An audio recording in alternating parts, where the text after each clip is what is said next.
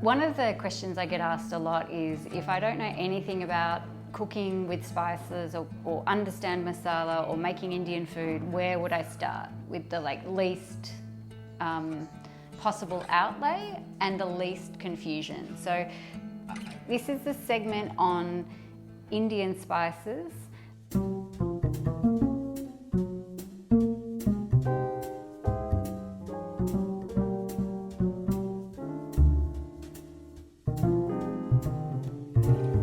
To put a hit list together for you in terms of building a modest beginner's cache of spice for your burgeoning Indian kitchen.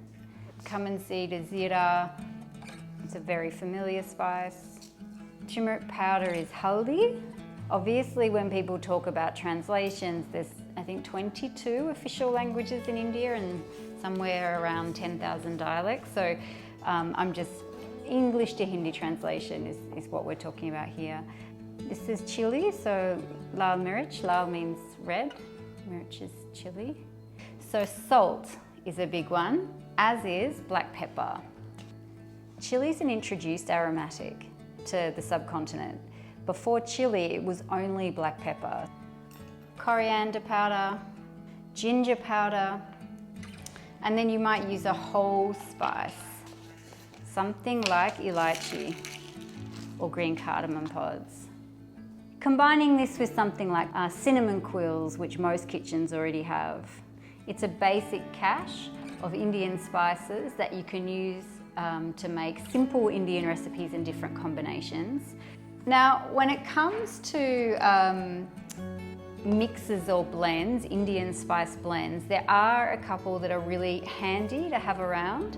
A commonly understood spice blend, even outside of India, is garam masala.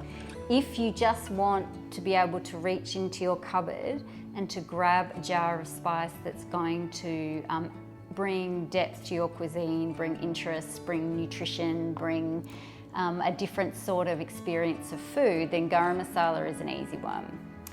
Fresh spices are things you would likely already have in your home, but they do form a lot of the foundation of dishes across the regions, used in various combinations, not always all at once.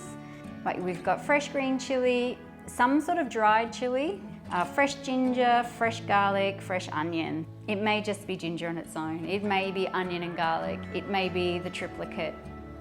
Perhaps it's just garlic and green chili. So you can actually get a lot of variation in your food from switching, because the way that masala works, it works on, I guess, contrast and also extrapolation.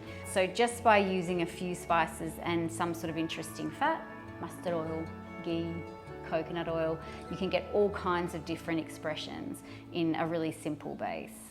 I'm going to put one outlier in, an outlier spice, just because hing or asafoetida is called for in so many recipes across different regions. So this is a product or an aromatic made from the resin of the root of a plant.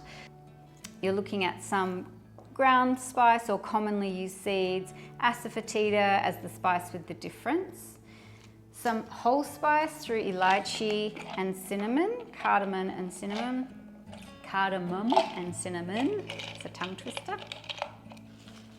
Fresh spice, the spice you already have, black pepper and salt, garam masala, and with a modest amount of expenditure and modest storage space, in between playing around with these aromatics, you can come to a whole bunch of interesting conclusions.